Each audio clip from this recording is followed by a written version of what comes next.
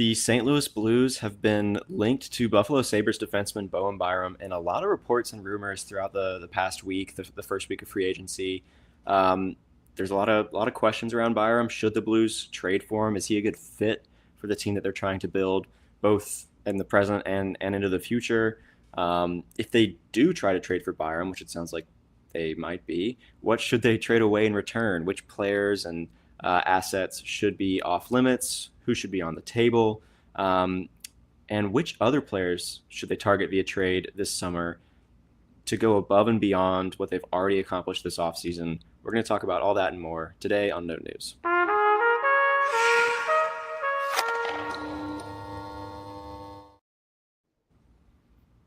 Welcome into another episode of Note News. It's John and Alec back with you. We're a St. Louis Blues podcast, and we go live at least twice a week. Although everything the Blues have been doing lately, we've been seeing a lot of each other and a lot of you all. I think we went live 3 times last week, talking about like the draft, as well as the first few moves that the Blues made this summer. So if you want to see our reactions to the Bjugstad and Pius Suter signings, as well as the Logan Mailloux, Zach Bolduc trade with Montreal, go check out that recent one. But today we're going to be talking about the Bowen Byram rumors, because there have been a lot of rumors and reports out there. So we'll be here to talk about all that. We're also going to talk about, as I said, some other potential trade targets for the Blues, because I think they've already received, I believe we both said somewhere in the realm of like B plus on like the grade that they have like received with their moves so far. And so I think they've already accomplished a lot of what they set out to do this summer, a lot of what they needed to do. We're kind of talking how can they go above and beyond? Which other players could they target? Probably via trade, because I think free agency, they're probably close to done spending money. They're just maybe trying to move money around. Maybe they'll sign some extensions and stuff like that as well. But who can they target? Who can they acquire to really go above and beyond this offseason? We're going to be here to talk about all that. But I also want to say at the top, if you haven't already, we'd appreciate if you would subscribe to our YouTube channel. Thanks for all the love, everyone. We've really been seeing some growth the past couple of weeks. So we really appreciate that and want that to keep going. So help us get to 500. Yeah, we're not too far now. It's getting real. So we'd appreciate if everyone would hit that button, like this video, follow, rate, review wherever you listen, because we're on Spotify and Apple, and those ratings and reviews really help us out. And follow us on socials at Note News Pod on Instagram, Twitter, and TikTok. And then I also wanted to plug our next episode. We're planning to go live on Tuesday evening with special guest Mike Meyer to talk about the moves the Blues have made, with a particular focus probably on Justin Carbono, the recently first-round draft pick for the Blues, as well as I imagine we're going to talk about Logan Mailloux as well. So focus on some younger players. So we'd love to have everyone back for that. That's enough yapping on that kind of stuff. Alec, how you doing this week? How have you settled in with some of the Blues news and moves that they've made over the past week or so? Good 4th of July weekend for the most part. I was kind of sick, so I couldn't really do a ton of celebrating, but watched some fireworks from my couch with my dog, so it was nice. I have been really excited about Blues stuff going on. I think they've done a really, really solid job this offseason. Maybe not A++, knocked it out of the park, but I think they really addressed a lot of what they needed to, and did a really great job to build a team that should make it through the regular season, and then in the postseason we'll see anyways. But I think they built a team that should be able to contend to get to the postseason, which is really where they should be at this point in their timeline. So I think, and then the other thing, which I don't think we'll get into today, shout out that episode with Mike coming up soon, but boy, I have been watching some Carbono tape, and oh man, I'm excited. Just a little teaser for Tuesday's episode, but man, that the fact that they were saying he could make it out of camp onto the roster, Make it happen, and man. I see it. I see why they say that. For sure. It's awesome. But Yeah, I think this offseason has been a lot of fun. I think they've, for the most part, done their job, and I think Steiner has some really nice pieces to work with going into the future. Yeah, for sure. Okay, well let's talk about Bowen Byram. This is like the kind of dominant Blues topic, at least like on social media and stuff like that. So I feel like we should talk about it because I don't think it is nothing. I think they're actually like there is something to this discussion and potential interest both ways for Bowen Byram and the Blues. Um, there have been a lot of reports, as I said. I mean, this just reading a tweet from Jeremy Rutherford, who covers the Blues for the Athletic. The Blues have been quote trying hard to get Bowen Byram from Buffalo, according to a league source. Um, Bowen Byram is eligible for an offer sheet, so he didn't file for arbitration. He was not one of the players that did that. Buffalo can file for arbitration, but if they do that, they can file by 5 p.m. today. So I'm assuming that's Eastern time. So they've got just a couple hours left to do that if that's what they want to. I haven't seen anything that said that they have, but if they do, Bowen Byram gets to pick the term for the contract that they're negotiating, whereas the AAV is up in the air. So they can take him to arbitration if they want to, but he could just easily say, I want a 2 year contract, and then that walks him right into free agency in a couple of years, and then he can leave if he wants to. So um, I'm not feeling like that's the route that Buffalo's going to go. I think they're either going to try to just negotiate a contract with him or trade him away. He can still be offer sheeted as well.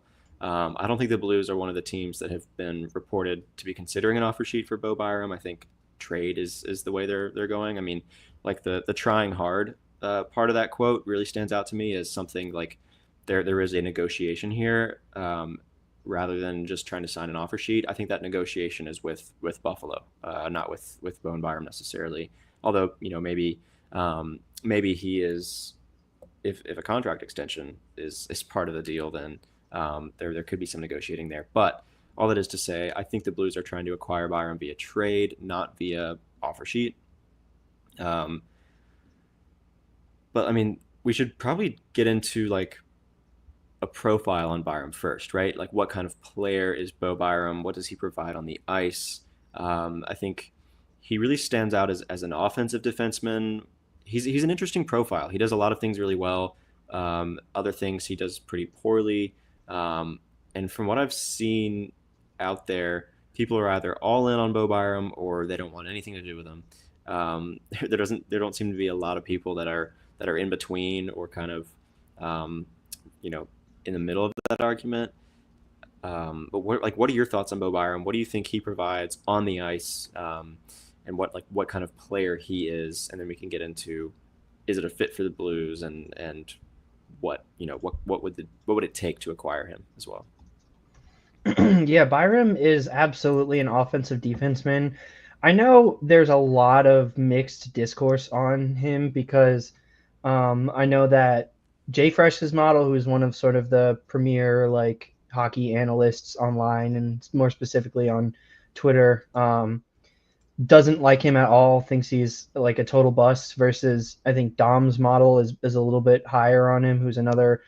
Dom's a athletic writer, no? Yes. Yeah. Um, who's a little bit higher on him, who are sort of two of the like have the most popular or at least like most present models online. Yeah. Hmm. Um, and they're conflicting, and there's just a lot of watching his game, a lot of conflicting. Definitely an offensive defenseman. Last season put up 38 points in 82 games. Not really terrific. That was his first full season in Buffalo on a not so great Buffalo Sabres team. Hasn't really had that explosive offensive season that you would expect of someone of his caliber, and someone of his sort of how he gets talked about. However, he is still 23, going to be 24. Former fourth overall pick, so the book is still being written on Bowen Byram's career, so it's definitely a high upside, like shoot for the stars type move with a lot of risk involved because there is a chance that he's just a bust. I don't think necessarily, even based on what he's just shown, that it's right to call him a total bust, though. I would say I think just the expectations might be different, might end up different from where they started. And he Mhm. might fall as a different player, but still a productive offensive defenseman. Um, and yeah, with Byram, the thing is that he has such a great ability to shoot and score. Last year only put up 7 goals, but that was his career low in a full season's worth. He put up 5 in his first taste of the NHL in 30 games played. Next season, put up 10 goals in 42 games played. And so the goal scoring was down last year, only a 7.4 shooting percent versus his career average of 10.5, which 10.5 for a defenseman is fantastic. Um, so Byram is an offensive defenseman who can really shoot, who can really get active in the play, and is definitely going to put up those assist numbers. But is almost like what the Blues had hoped that like a Justin Falk would be, or a Torrey Krug. I guess Torrey Krug is more of a puck mover, but I think Falk had more of a shot. You kind of think of a Devin Taves with Bowen Byram is the highest upside I can think of that he could reach. However, there is still a lot of like that's not at all a guarantee. There is a full there is a track record now of a lot of so-so play.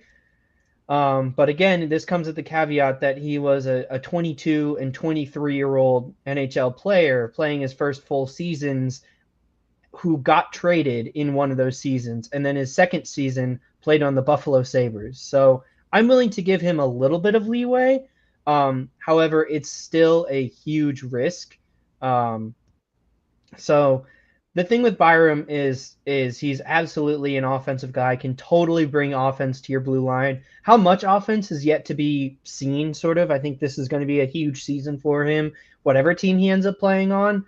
But this could be like a huge this would be a high risk, high reward move for any team that picks him up Mhm. or offer sheets him.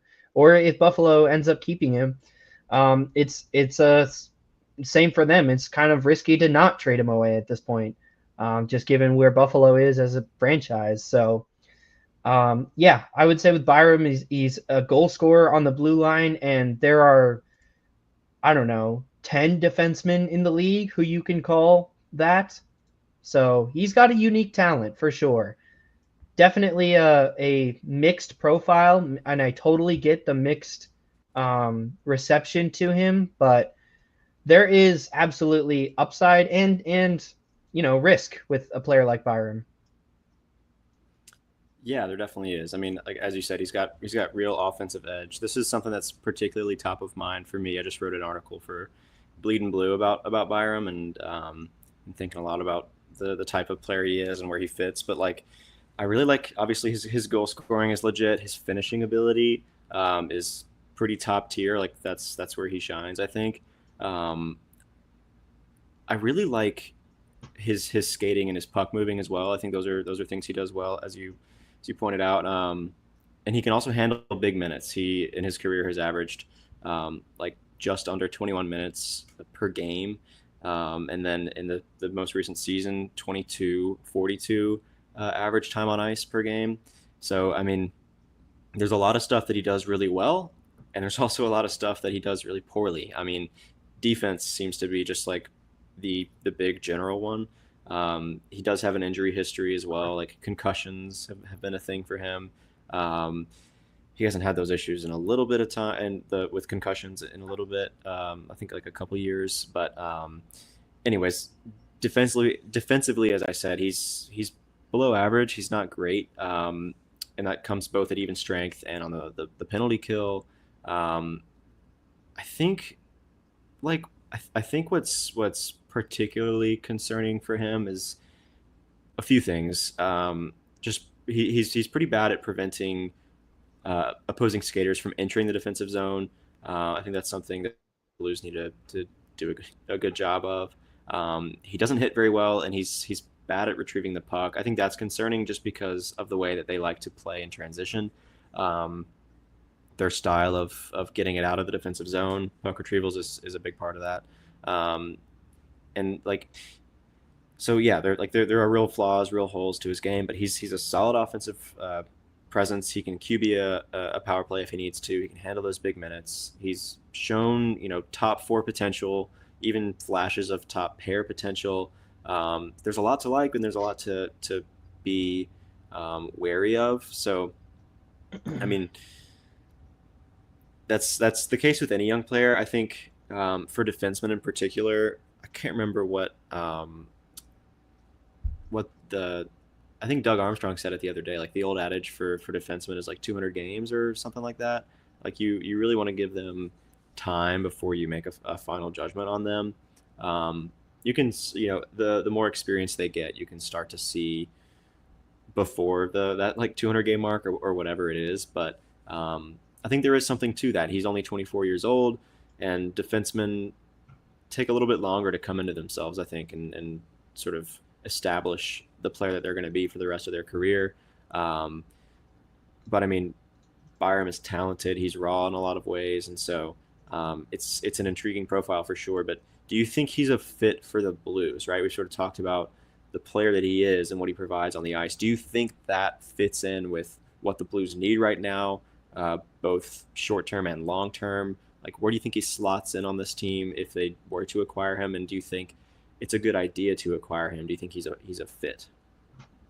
I do want to say one thing about what you just mentioned was that like he is shown to be a good offense producer. I think his like floor is like a top 20 offensive defenseman in the league, and that's the upside you're talking about. Not even the upside. That's like what you're guaranteed with Byram is one of the best offensive defensemen in the entire NHL, who is gonna demand his first contract now. So we'll see what the contract figure ends up being. He wants $9 million. I don't think he'll get $9 million, so could get on a pretty reasonable deal at 24 years old. So that's why I think I know there's a lot of pushback for Byram. I would say there are things to like about this player. But is he a fit for the Blues?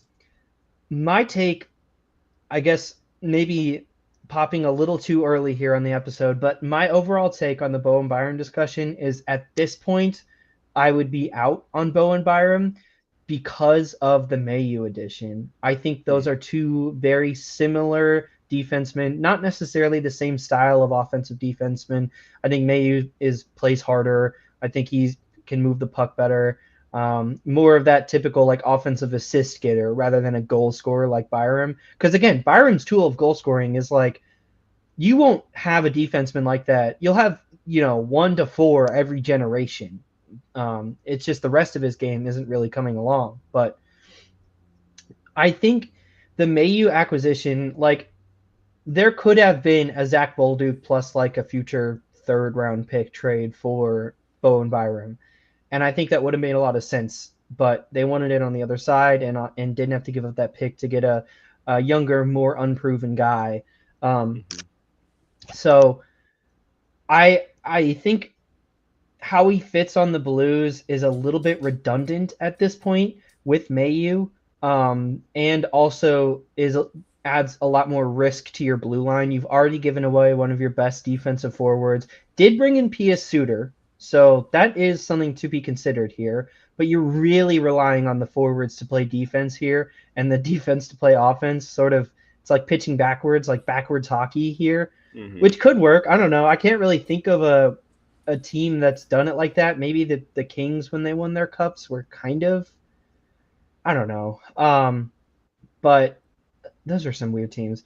But I guess like with Byram, I kind of don't think it's a fit because of the Mayu edition. Having 2 defensive liabilities like that doesn't feel like a risk that Doug Armstrong would be willing to take. Then again, he did acquire Falk and Krug, but I don't think we thought that they were going to be the players that they were in St. Louis at all. Krug, you probably knew there was some liability there, but I think Falk, there was a lot more of a thought that he could be at least a solid defenseman, and he was not. So perhaps you could say that there is a track record for it there, but yeah, I think unfortunately I'm a little bit lower on the fit with St. Louis just because of the Mayu edition. It feels redundant to me. I would love Byram as a player if they brought him in, but I think the conversation about roster construction gets a little bit harder to truly, I don't know if justify is the right word, but truly like explain. Yeah, I get that. Yeah, and I think another thing to consider like here is handedness, right? Because he is more of a like a left side defenseman. Um, he can technically play on the right side, so like I think short term they would probably, if they were to acquire him, put him on that second pair on Broberg's right side, and try that out and see how it works. It seems like the timing for a Byram move could be a little off to like really go all in. I think if it was like, you know, a couple years from now or something, or they didn't have Fowler, like it could be something that they would Right. um, want to go all in on. But like they're kind of set on the left side. They've got Fowler, they've got Broberg, um, and they've got, I mean, who else? Tyler Tucker. So like I think there is something like timeline wise, just with how the contracts are set up on the blue line right now, that maybe doesn't fit like 100% well. But at the same time, like if they're not extending Cam Fowler, you're gonna need like a long term option in your top four on the left side, and Rober can probably be that. Like I think by the time Fowler's contract is up, if they decide not to extend him, I would be really interested to see like in a little bit of time like um, where Broberg is at and whether he can take on those top pair minutes. If they had Byram, he could fill it on the second pair, right? So like they're longer term, I think there could be a fit. It's just like right now, just because of Byram's like, you'd prefer for him to be on the right side. Because of that, it might not be a fit 100%. But like big picture, he does kind of fit because of the age. He's 24 years old. He's right in that like window of Dylan Holloway and Philip Broberg. Um, and he also provides like a little bit, well, I mean, potentially a lot of it of what they lack on the blue line, which is like a true young offensive puck mover and goal scorer, as you said. And yeah, like the addition of Logan Mayu makes that a little less of a need, it's like especially on the right side. But he still has to prove it, right? He still has to prove it at the NHL level. He's only got what, like 8 games at the NHL level, and I think Oh, at Mayu. his, Oh. yeah, Mayu at his ceiling, um, like could easily be a top four guy, but he still has to come in and do it. So there is that. Like Cam Fowler, Colton Parayko, they're decent offensively. They can hold their own, but they're definitely not as like dynamic and like goal scoring capable as Byram. I mean, I say that Colton Parayko scored more goals than him, but still, um, Colton Parayko's goal scoring talent isn't as good as Byram's. And then other young players in the system, guys like Theo Lindstein or Colin Ralph, or even Tyler Tucker, like they're solid D options for your bottom four, but they're not going, like they don't provide that offensive capability, right? That's not something that they have. Then you come to Adam Yurchek and Logan Mayu, like those are sort of like your best bet to sort of provide the profile, like the offensive profile that a guy like Byron brings. But both are unproven, right?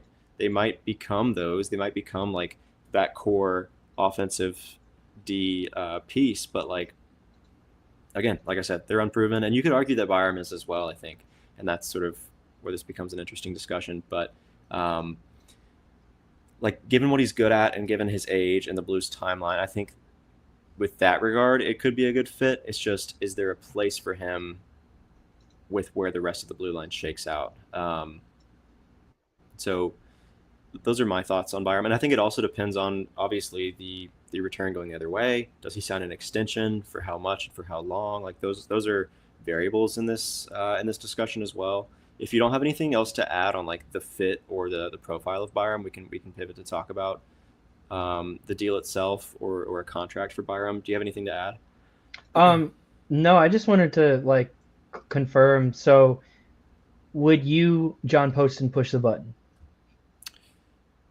Um, in theory, yes, and that's assuming that the that's assuming that it's the right package going the other way, and that's assuming that you can Naturally. sign him at a reasonable contract. But if it's me, um, do I push the button? Yes, I think I do. Um, yeah, I think I'm just really intrigued by like if okay yeah if it's fair value for him going the other way to Buffalo, if it's fair value at the contract you're signing him to, I do.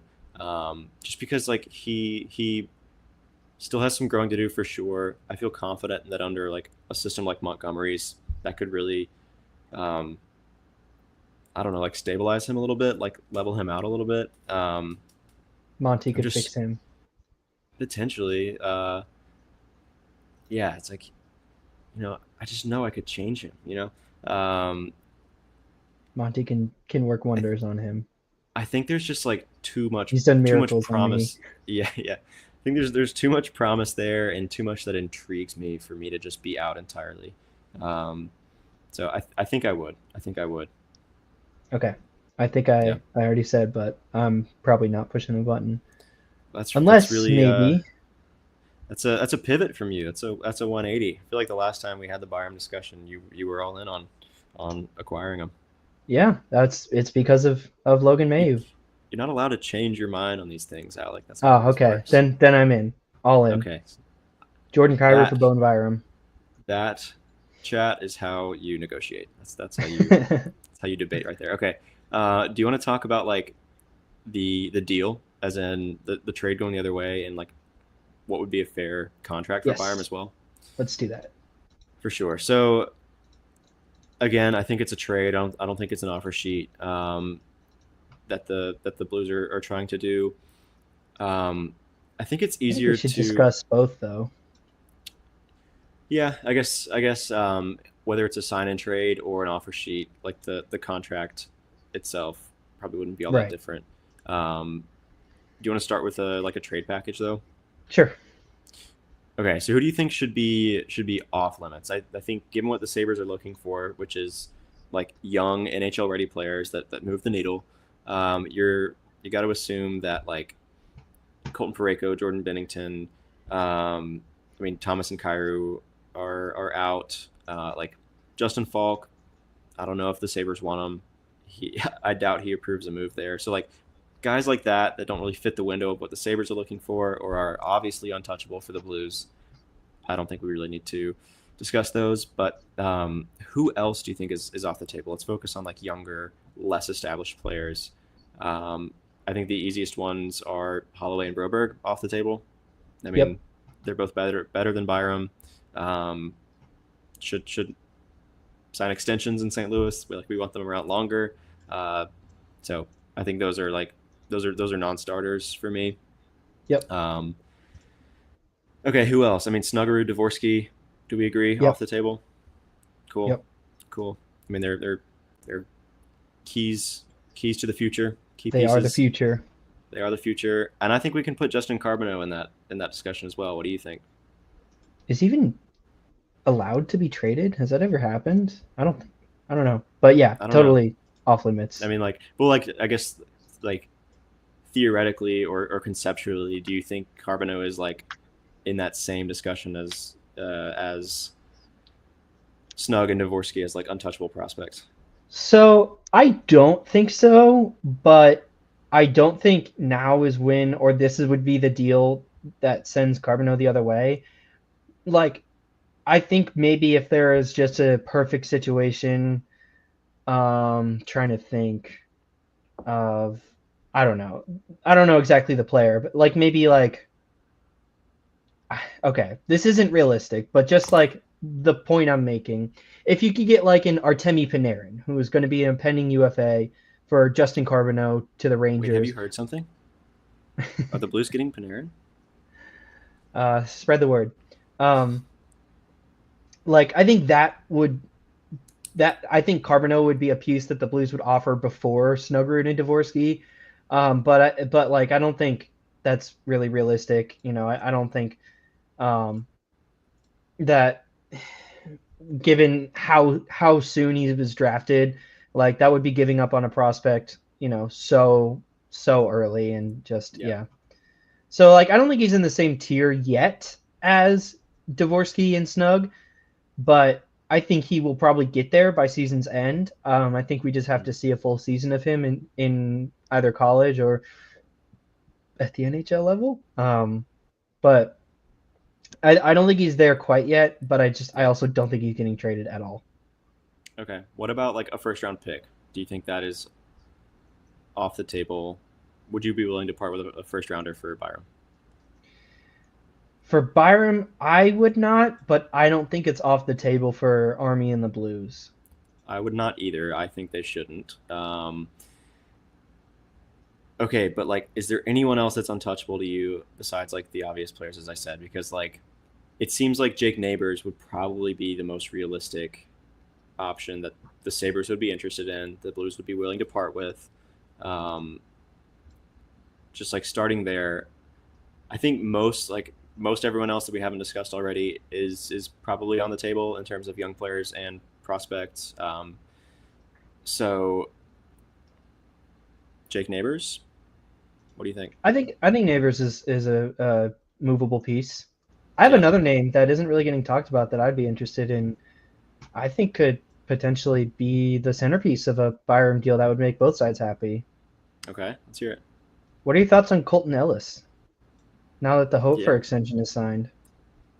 Yeah, that could make a lot of sense. I mean, the Sabres they've got Luukkonen, right? Who is UPL still. I think a good goalie.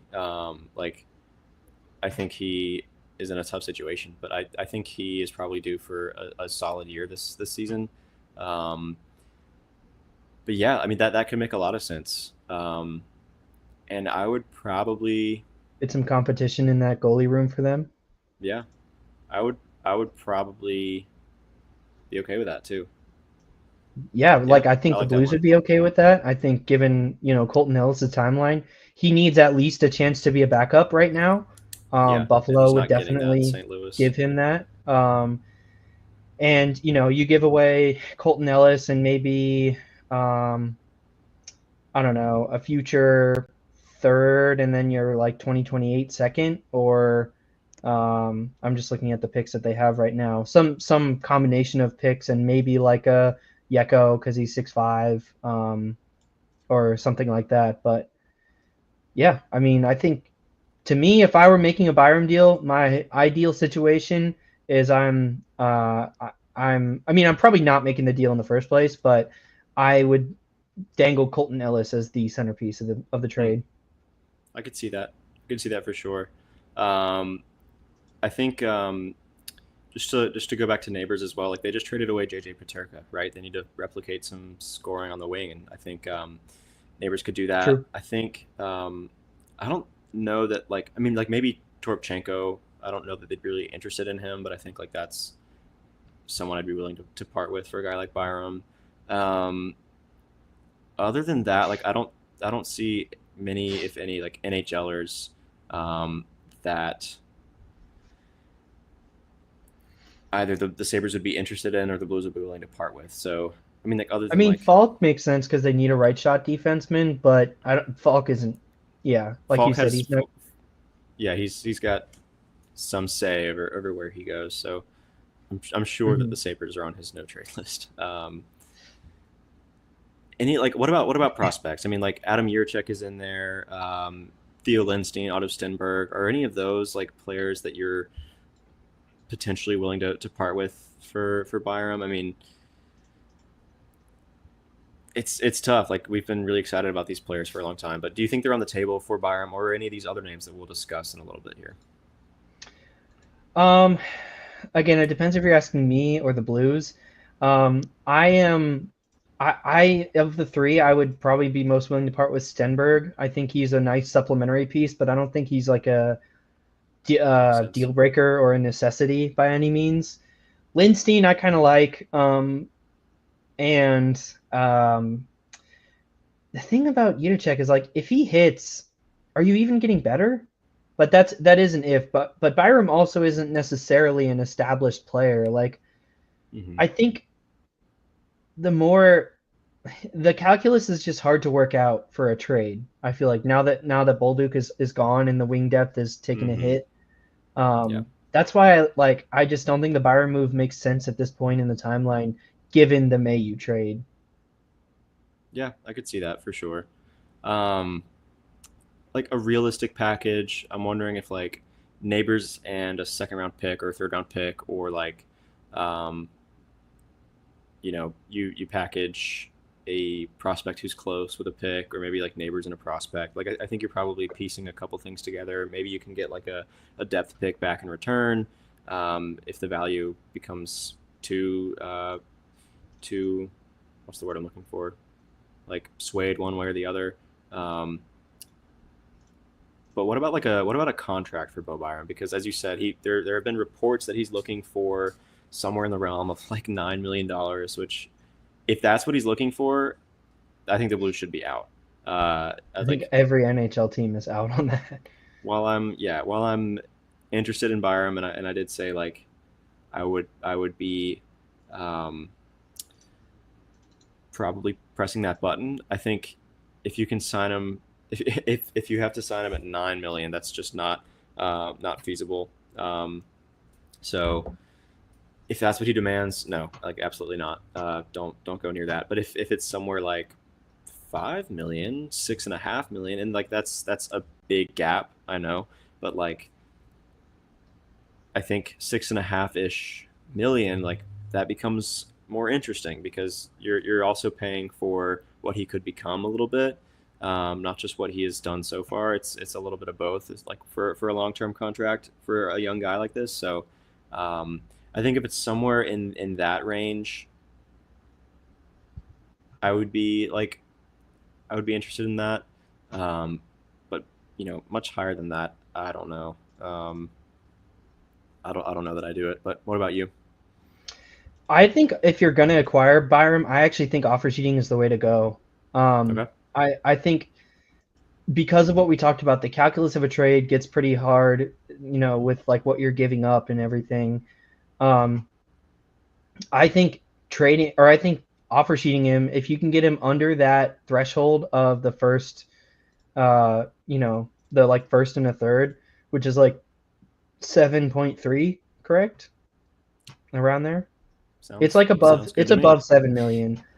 Yeah. Um, I would be a lot more interested in trading for Byram that way, or acquiring Byram that way.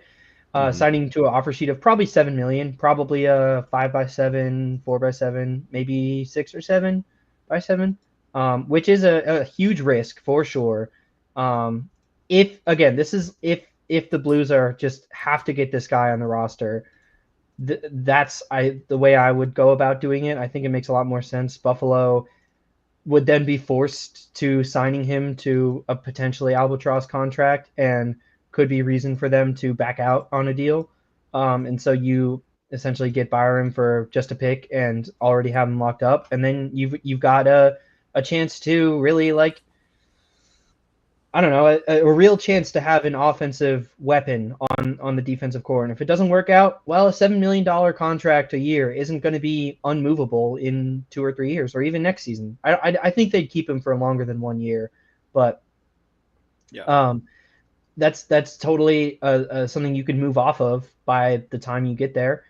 And so yeah, I think I would be a lot more interested in offer sheeting Byram. I don't know that that's the route the Blues will go. But if trade talks stall and they really want to get this guy on the roster, then I'd be a lot more interested in a player like Bowen Byram. But again, I think it has to be the right deal. If you're giving up that first threshold, I don't think that's I don't think that's what they should be looking at. Just giving up a first and a third, or is it like two firsts? It's a steep price for an unproven player. I think that's too Hmm. much. Yeah, it could be. And the other thing too is that the Sabres currently have like 13.6 million in cap space, and so They if could you're definitely if match, but it's like, would yeah, they they're want to? right. Yeah, like they are prepared to match virtually any offer sheet for Byram. Like they have the ability to. It's just you have to be signing him at a level that makes the Sabres uncomfortable. Um, and I think that is just getting into the like overpay territory a little bit too much for me. Um, but yeah, like maybe it's worth it to not have to part with any more uh, assets, like player wise. You're just parting with money and picks, and so um, yeah, I could see that as well. Okay, what about some other names? Do you have anything else to add on Byron before we pivot to some other potential trade targets for the Blues? No, I think we've talked Byram. Awesome. Where do you want to start it? Because I think you've got some names that you're interested in, and yeah, why don't you kick us off with the first one? Okay, so I want this to be from the perspective of how could the Blues go above and beyond this offseason? How could Yeah. they contend for a Stanley Cup right now versus in the future? Because I actually really kind of agree with I really like the roster as it sits. I think they've built a really good team for the regular season, and we know that they have the ability to at least Yeah. be competitive in the Hmm. postseason. Would have been great to get that series win, but they took the President's Cup winning team to 7 games in double overtime. That's pretty good to me. I really like this comment from Dustin of not really needing to go after Byron right now, stick with what we have and hold out for the trade deadline. I do think the trade deadline is going to be the time where the Blues really get aggressive and take their shot essentially at a big swing. But if we're talking about names that could do that now, that's the way I'm taking this discussion. I'm not saying that the Blues should do this. I'm just saying Hmm. that if they were to really make a big swing to try and win the Central or something, this is how they could do it. And the first name I want to talk about is actually a team, perhaps the only sellers in the league, with their biggest piece looking to sell. You upgrade that right side and probably could send Falk the other way. Is Eric Carlson, EK65.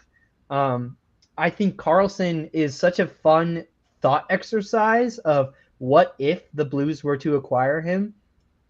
Um, because this is one of the premier offensive defensemen in the league. Had a 100-point season just a few seasons back. Isn't playing at that level anymore for sure, but could net you. Last season had what was it, 60, 50 points? Had 53 points in a full season's worth of games. So on a good team, could maybe push 60, but probably north of 50, definitely north of 50 points, especially on a good team, and can eat up minutes pretty well. Doesn't play defense all too great. He is a free agent in 2 seasons, so there isn't too much long-term risk, and he's not going to sign like a offense or a long-term contract now. He's 35, so you pretty much get Eric Carlson for 2 seasons, and the Penguins are trying to unload, and they have made that very, very clear. This could be an offensive upgrade to the right side of your defense, and the Penguins would probably be willing to take on a Justin Falk. One, to just play NHL minutes is what they're going to need for next season. Isn't exactly going to excite really, but you know what Justin Falk is, and is kind of the exact type of player that the Penguins are probably looking for. Can win them some games, can keep Sid happy, but isn't really going to raise their ceiling all too much. And getting rid of that contract gives them a lot of flexibility to do whatever they want to at the deadline. Like they could take on some other albatrosses and get more picks and prospects and really try and tank for McKenna, and which is what they should be doing. I think it makes sense from the Penguins side, and I think it makes sense from the Blues side too. You essentially swap out Justin Falk with Eric Carlson. If that isn't an offensive upgrade, and they kind of play about the same level of defense, which isn't great, but that is a serious putting it on the table kind of move for Doug Armstrong that I would be super fascinated by, and it would be a way to kind of win the offseason, or at least try to really make a push to getting not just to the playoffs but through the playoffs. EK65 could do that, so I think a potential package could be like Falk plus maybe Torpo, or maybe if there's a young player that they really want, because the Penguins just do not really have young players at all. Maybe it is Jake Neighbors. That's probably the highest end of what I think they would be getting. Or if they want picks, maybe it's um, a 2/4 and a fifth plus Falk, or a third, a fourth, and a fifth, or some combination of a medium sized package. However, I think that they would be willing to bite on a Falk deal, and maybe even like probably not retain salary if Falk goes the other way, but yeah, it's a really interesting thought experiment to me of like how could you get this team looking ridiculous in a very short amount of time? It is interesting. How much is he making? Isn't it like 10 10 million. a year? Yeah. Yeah, that's a lot.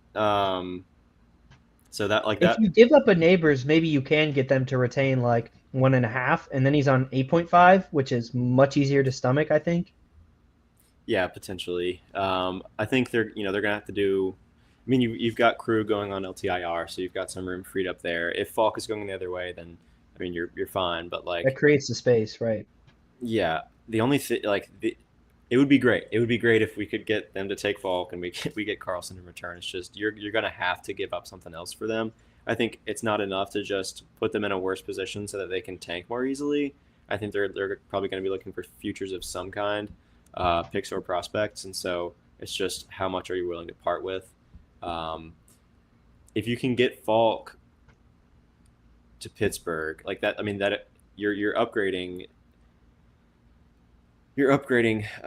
on that right side on the second pair for sure, at least offensively, because I mean Eric Carlson at what 35 years old um, and already not being great defensively, like that's not going to get better, right? But it would be really interesting to see how he pairs up with a guy like Philip Broberg, who is really solid um, defensively and can play pretty well offensively as well. So I don't hate it. I think there is uh, something there like that could be a good idea for the Blues. It just depends on how much they have to give up to get him. Um, but yeah, I mean maybe I'm overrating him, but like I feel like Falk. I mean, even as like the centerpiece, I don't know if Falk is enough to get it done. Do you have any other thoughts on like the package or anything like that? Because I mean, like I said, I think it's interesting. He's not the player he once was for sure, but still, I think like one of the best offensive defensemen in the game, um, and provides an upgrade there. But there are definitely risks, including what you have to give up to get him. Um, yeah, especially if like I think you can probably get him for not a ton necessarily if like the centerpiece of your trade is like a good young player or a good prospect or something like that. But if Falk is in the deal, you're going to probably have to part with a little bit more. I don't know. Those are my thoughts. Anything else to add on him? Not really. Just if you want me to throw out another trade, maybe Falk Pekarchik in a third. It would suck to lose Pekarchik. I know everyone is really high on him. Realistically, he's like at best a middle sixer, who has some center versatility. Again, would suck to lose him, but if you're trying to win a Stanley Cup, you gotta give up talent. Yeah, that seems like that. I don't know if I do that. That just seems like a lot for 2 years of a guy at Carlson's age and given the Blues timeline.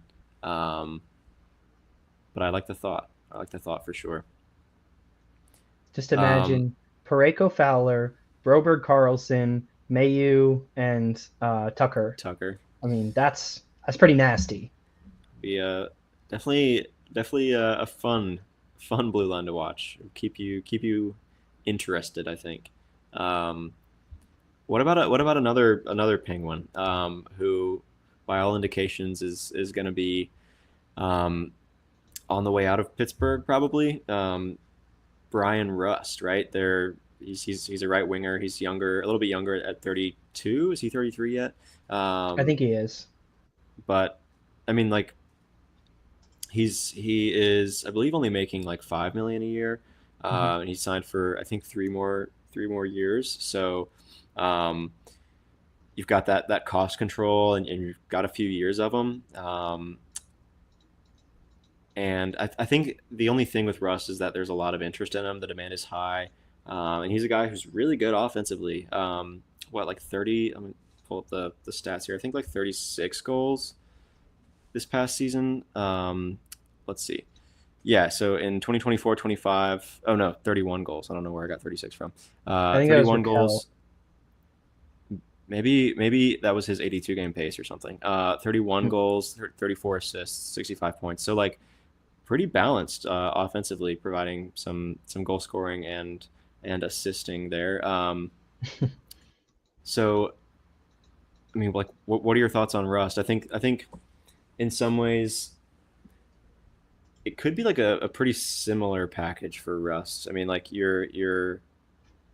not um, you're not acquiring like a position of need, right? Like you have a lot of wingers, you need right-handed defensemen. So there is that element to it. Right-handed defensemen are in more demand, but Rust has more control. So I think that the package could be pretty similar, both with regards to like what you're getting overall is kind of shakes out the same way, balances out with a guy like Carlson.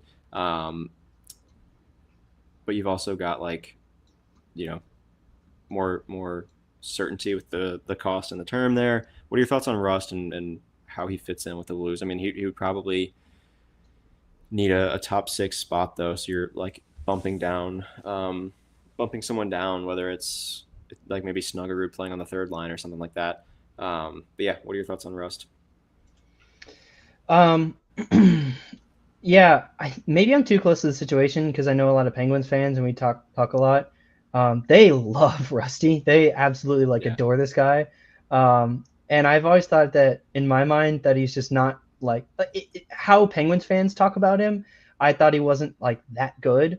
But he's a good player for sure. And while he is a winger and that is a position of strength for the Blues, asterisk because they also just traded away one of their best wingers. And at least I think so. So this could be kind of recouping some assets,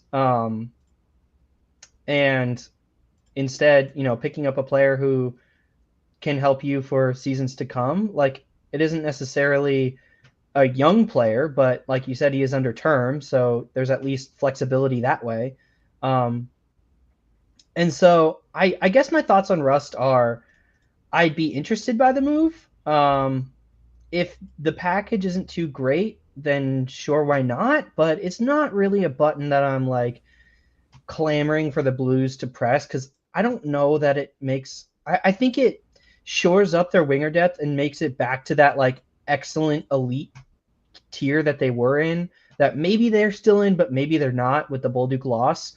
However, I don't know that the wing is where I would be pouring the assets, even though now Mm-hmm. the center core is pretty much shored up. I still think, I don't know. I still think I do really like the idea of wait and see, wait till the deadline. Mm-hmm. But I wouldn't hate a Rust edition. I'd be curious to hear your thoughts on a potential package because that obviously does determine a lot of the discussion. It's tough to say. Like I don't. There is the element of he's playing on a line with Sidney Crosby, and it's For probably sure. hard to look really really bad when you've got a guy like Crosby with you.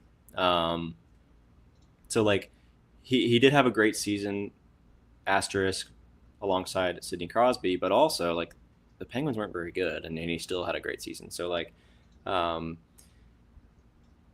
I don't know what the Definitely a package good is like. player, I should say. Like, Yeah, I mean definitely a good would help player. your team win.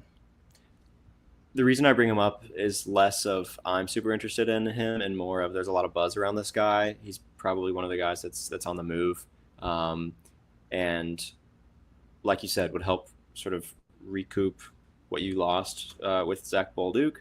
I think the package probably has to be um, at 3 years. Like you're probably going to have to give up a guy like Neighbors going the other way, someone young who helps fill that role. Provide some scoring, provide some offense like that.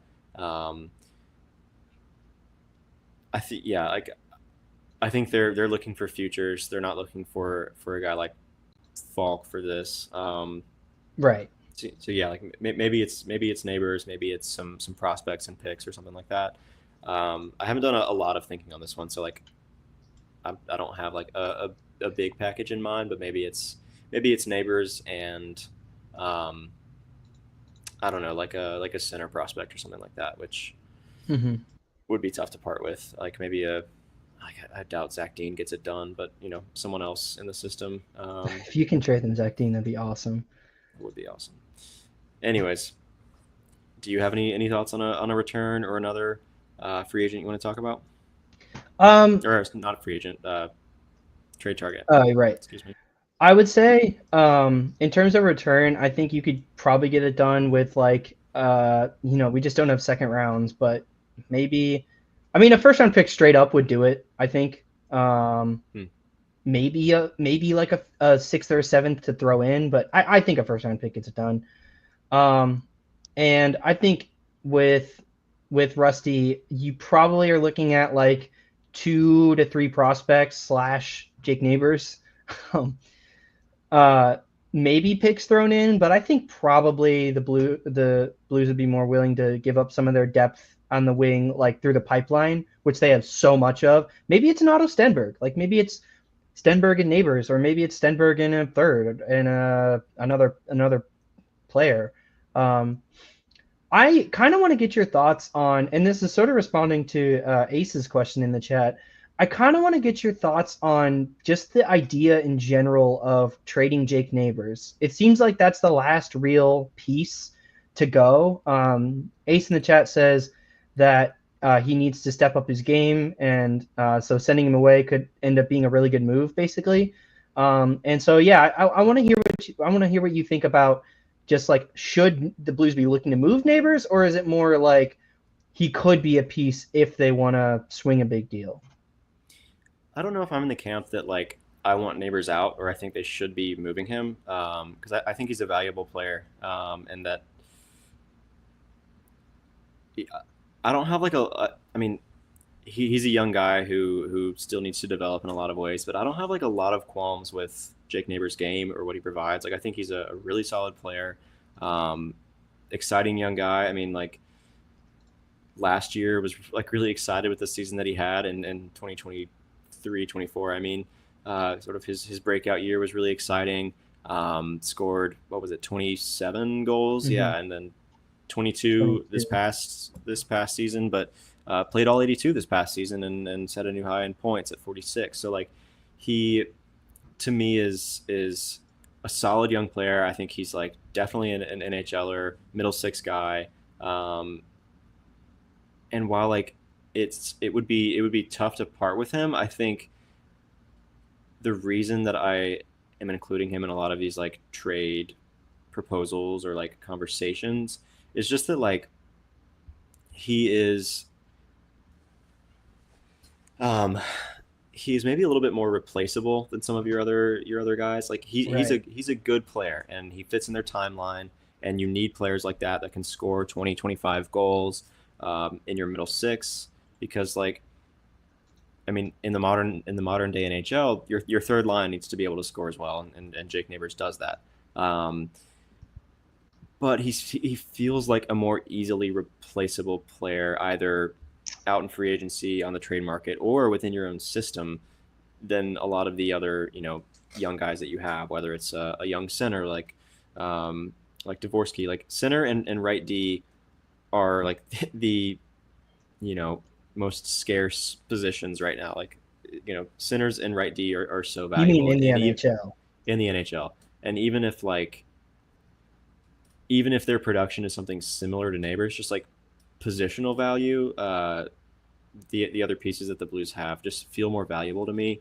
Um, so it's less of like I want him gone and think he shouldn't be on this team, and more of he feels more replaceable and in the caliber and age bracket of someone who a lot of these teams that we're talking about would be interested in or willing to acquire in exchange for a Byram or a Rust or whoever it is that we're talking about. So it just feels like more of a fit and less of a loss than a lot of these other guys, which sucks to think about because I love the kid. But those are my thoughts on Neighbors. I know that you're a big Neighbors guy, or at least used to be. I don't know how you feel about him anymore, but do you have any thoughts on Neighbors and like his trade value or whether or not he should be included in these packages. Yeah, I mean, I still like Jake a lot. Very fun player to watch. Like, this is a really dumb thing, but he's a guy who's going to sell tickets, and that is something that the Blues have to at least like kind of account for. He is a really fun, just plays a really fun game, um, and so I still like Neighbors a lot. I think I've definitely probably lowered on him from the next Wayne Gretzky to a more realistic like I would say like kind of ideal third liner. Yeah, I Um, mean for sure. Yeah, hmm Like yeah, putting up that level of goal scoring from the third line is pretty ridiculous. So he is what he is as a player, but I kind of think that's okay. I think that's a fine profile.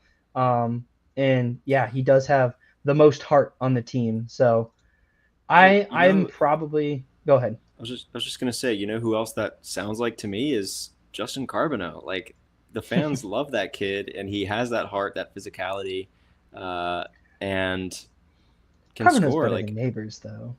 I know that's what I'm saying. Like he is part of the like Neighbors is less valuable because you have a guy like Carbono. Gotcha.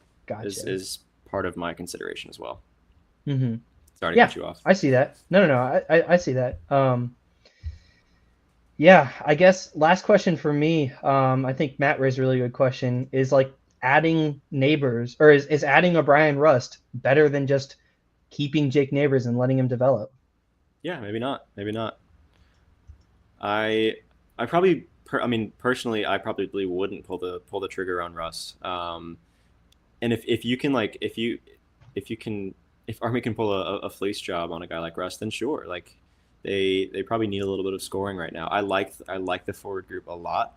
Um, Adding a 30 goal scorer wouldn't hurt at all for sure. It feels like So if, one more piece could really like help. I think yeah, Sam, who we've had on the show, calls it hmm easy offense. It feels like he said in a tweet that they're like one yeah, easy offense piece away, and I really like that yeah, assessment. yeah, I Shout do out too. Sam as always. I do too for sure. Um, yeah, it does feel that way. I really like what they've done this offseason. I think parting with Bolduc is like the only thing I don't like, and you know like you have to give away good talent to get good talent if you're trading for that. So like I understand that, but almost scoring 20 goals at what like who's he 21 years old or something like it is a tough loss, and that easy offense piece or whatever, like it feels like Bolduc could have been that for sure. And so giving that away is difficult. So I would I think they probably do need something else. I don't know what that something is or um, how they can acquire it, whether it's someone left on the free agent market, not that there's really anyone left, or whether it's trading for a difference maker. But look, I mean, they brought in a young right-handed defenseman in Logan Mayu, and they signed two centers who can play.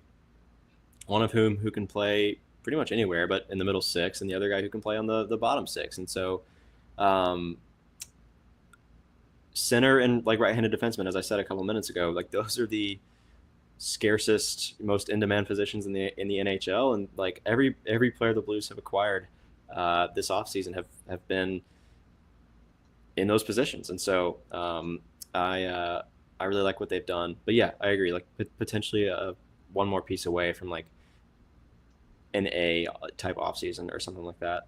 Um, yeah. Any other thoughts on that? No, I don't think so. I think that covers it.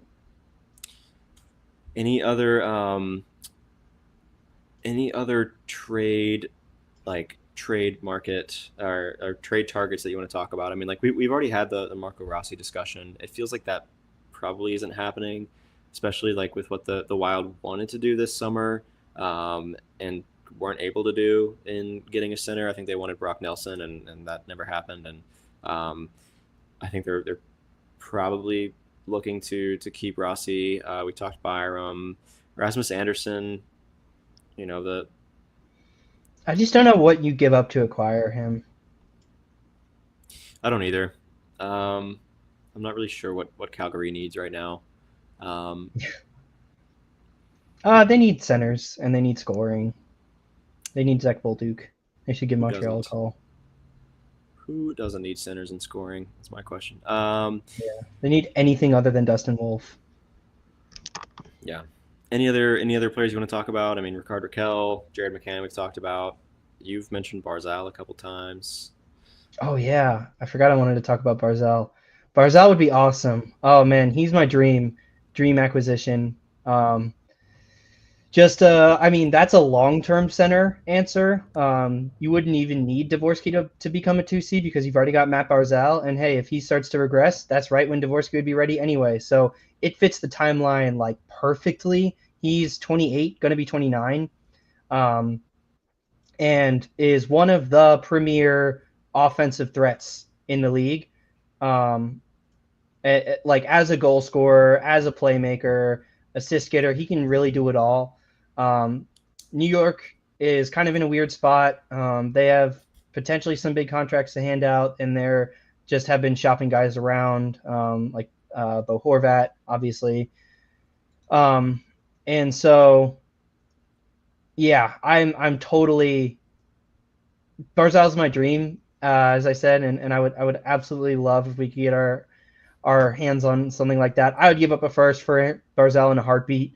That's just such a difference making player. I mean, that's like a compliment to Kyrou and Thomas. Like that's not just a supplementary piece. That's an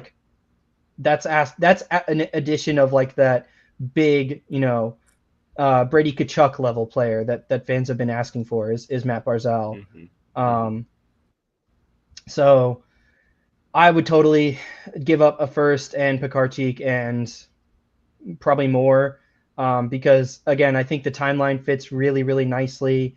You would have him for the remainder of his deal, could sign him to an extension, probably around 8 million, maybe 9, maybe 10. But this is a perennial like 30 goal scorer, or has the 30 goal talent, 70 plus points, point per game average, can be that kind of guy. Playing, has got such great speed, such great skating. Yeah, I don't really have much to say. Just like I would, I would send the house for Matt Barzal, because he's awesome. And boy, that would just be a ridiculous 1, 2, 3, 4 center core if you add Matty B to the mix. Hot take: Alec wants Matt Barzal on his team. Yeah, I mean, he. I would be really surprised if they wanted to move him, just given his age, and it seems like they want to do more of a quicker retool type of thing, and sort of.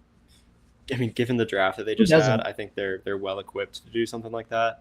Um, but I mean, if he's out there, yeah, like I would love if the Blues went and got him. Like he would pretty quickly become, yeah, like you said, a top three player on this team, maybe even the best player on this team, or second best player. So He's not better than Thomas. no, he's not. You're right, but he might be better than Kyrou. At There's least a more there's a valuable than Kyrou, Mhm. given Yeah. positionality. Yeah, I mean, if he's out there, I would love it. I would love it for sure. Um, it would take a long time. Yeah, yeah. Well said, Matt in the chat. Alec loves him some Nathan Walker. My king. Your king. Um, I guess like news and notes wise, we haven't talked about. I mean, like Letty was claimed by the Sharks. I don't think that it happened when we went live last. So that $4 million Thank will be off the you, Nick books. Letty. Thank you, Nick Letty, for a great few years. Yeah, that's all I have to say Good on discussion. Nick Letty. Good discussion. Yeah. But I think that's about it. Like, as I said at the top, we're going to be going live on Tuesday with special guest Mike Meyer, who if you're not familiar with Mike Meyer, like what are you doing? He's awesome. Yeah. How? He I think it's M_Meyer3. That's just off the top of my Yeah. head. I think that's right on Twitter. Does some really really great coverage of the Blues, of Blues prospects. I think he's working with STL Sports Central or whatever they are. So does a lot of great work. And he's going to be coming on We're planning to have him on this Tuesday evening to talk probably more about some of the younger guys on the Blues, with a particular focus on Justin Carbono, the recently drafted in the first round, Justin Carbono, as well as Logan Mayu. I want to talk about recently acquired by the Blues, and then we're probably going to be talking about development camp and maybe even just some general reactions to Blues news Be a and free suitor. agency and stuff like that. Pius Suter, maybe even get his thoughts on Bowen Byram.